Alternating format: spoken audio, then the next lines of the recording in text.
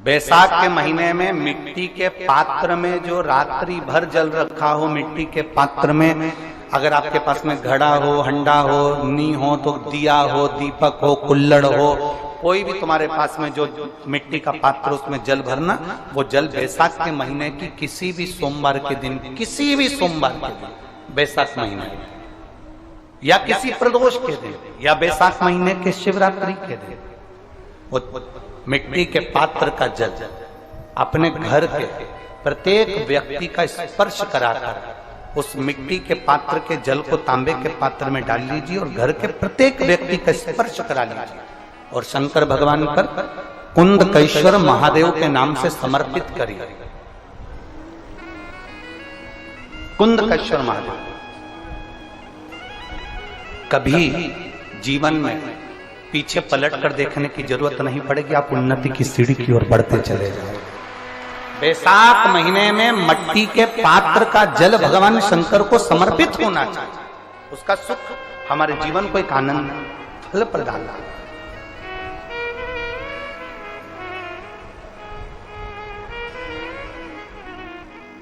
बैसाख के महीने में तो आपको अगर शरीर में कहीं पथरी भी आ गई है ना, कहीं नेत्रों में अगर ज्योति कमजोर पड़ रही है, जाले पड़ने लगे, चश्मा बढ़ने लगा, रात को आंखों में जलन होने लगी, रात को नींद नहीं आ रही है, तो बैसाख के महीने में जो दुर्वा होती है, इस दुर्वा को तोड़ लाओ। जहाँ पर अशुक सुंदरी का स्थान होता है, जहाँ पर अशुक सुंदरी का जो स्थान होता है, उस अशोक सुंदरी के स्थान पर उस दुर्वा को रख दो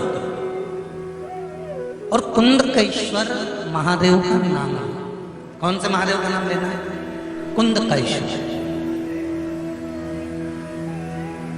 उस दुर्वा को उठा कर लिया।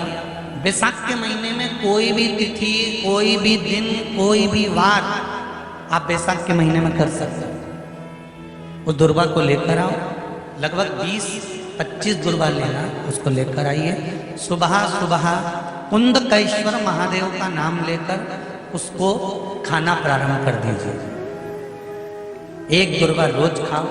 जो पथरी है या नेत्रों में तकलीफ है या कोई ना कोई रात्रि को नींद नहीं आना, बेचैनी हो जाना, घबराहट होना, धीरे धीरे धीरे धीरे 20 दिन की वो दुर्वा है, 20 दुर्वा एक एक दिन खाना चालू करो। 4 या 5 दिन लगेंगे, अपने आप आपको कोई गोली खाने की जरूरत नहीं पड़ेगी, नींद अपने आप आना प्रारंभ हो जाएगी और बेचैनी। अशोक सुंदरी वाली जगह पर दुर्वा समर्पित कर कर कुंदकेश्वर महादेव का नाम लेकर, कौन से महादेव? कुंदकेश्वर महादेव का शिव। सुख क्या है? तो क्या कहा महाराज जी? भगवान शिव कहते हैं, अरे पार्वती, 1000 अश्वमेध यज्ञ में अग्नि कुंड के अंदर पूर्ण आहुति पर जो गोला समर्पित किया जाता है और एक बीला बैसाख महीने में जो मुझे समर्पित कर देता है, उसको 1000 अश्वमेध यज्ञ का पुण्य फल प्राप्त हो जाता है। मात्र एक बेल।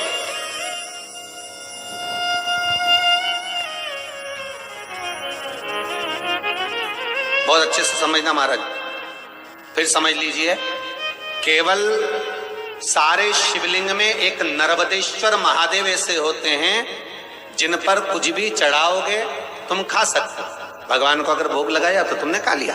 भगवान के शिवलिंग को अगर कोई वस्तु टच हो गई तो तुम पा सकते हो। मिठाई हो, चूरमा हो, लड्डू हो, पेड़ा हो, गुलाब जामुन हो, इमरती, भजिया, पकोड़ा, फल फ्रूट जो भी होगा वो पा सकते हो। पर नर्मदेश्वर शिवलिंग को छोड़कर शिव महापुराण के अंतर्गत विद्धेश्वर संहिता में लिखा हुआ है कि बाकी के जितने शिवलिंग होंगे उसको अगर कोई वस्तु टच हो गई तो वो खाने के लायक नहीं रहती, वो सांसारिक मनुष्य नहीं खा सकता।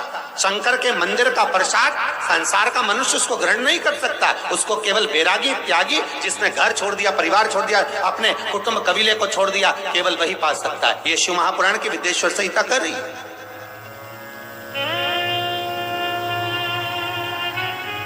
पर शंकर कह रहे, मां उमा से, मां पार्वती से, मेरा महेश कह रहा है, मेरा बाबा भोलेनाथ, मेरा बाबा विश्वनाथ, मेरा त्रिकालदर्शी कैलाशी अविनाशी कह रहा है कि हे पार्वती,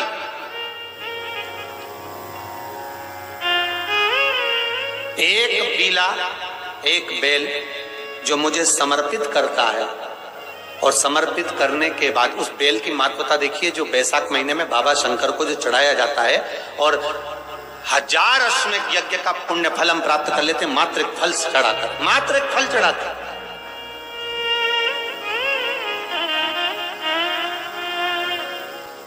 जैसे इससे पहले जो एकादशी कही,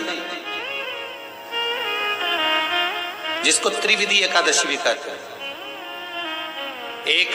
पद्म पुराण में लिखा है और विष्णु पुराण में, एकादशी के दिन द्वादशी भी पड़ जाए, एकादशी के दिन त्रयोदशी भी पड़ जाए, मतलब एकादशी, द्वादशी और त्रयोदशी तीनों तिथियां एक साथ पड़ जाए, और उस दिन एकादशी का व्रत जो रख लेता है उसको 1000 एकादशी का पुण्य फल प्राप्त हो जाता।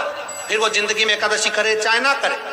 और फिर ध्यान देना, कोई मर रहा है, कोई तड़प रहा है, और आपने तो अपने जीवन में एक ही एकादशी करी, और वो कौन सी? त्रिविधि। और मान लो कोई मर रहा है तो आप उसमें से अपनी एकादशी में से आप 5 एकादशी दे सकते, भले आपने एक करी हो, क्योंकि आपने 1000 कर ली एक साथ, उसका पुण्य आप किसी को प्रदान कर सकते, आप किसी को दे सकते।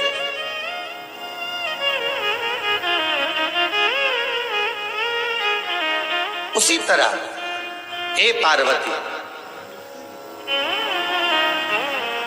संसार का मनुष्य जब मुझे वो बेलपत्र समर्पित कर, वो बेल का फल समर्पित करता है, पार्वती वो फल जो मुझे चढ़ता है, फिर मैं भले नर्मदा के जल से निकला हुआ कंकर शंकर क्यों ना हूं, फिर चाहे मैं गंगा के जल से निकला हुआ कंकर शंकर क्यों ना हूं, चाहे फिर मैं यमुना के जल से निकला हुआ कंकर शंकर क्यों ना हूं, चाहे मैं सरयू के जल से निकला हुआ कंकर शंकर क्यों ना हूं, चाहे मंदाकिनी के जल से निकला हुआ कंकर शंकर क्यों ना हूं, हे पार्वती फिर जो भी शिवलिंग पर वो बेल समर्पित होता है, वो बेल उठाकर जीव अपने कार्य में ले सकता है। ये माँ उमा से कह रहा है। तो उस बेल की महत्वता जानेंगे।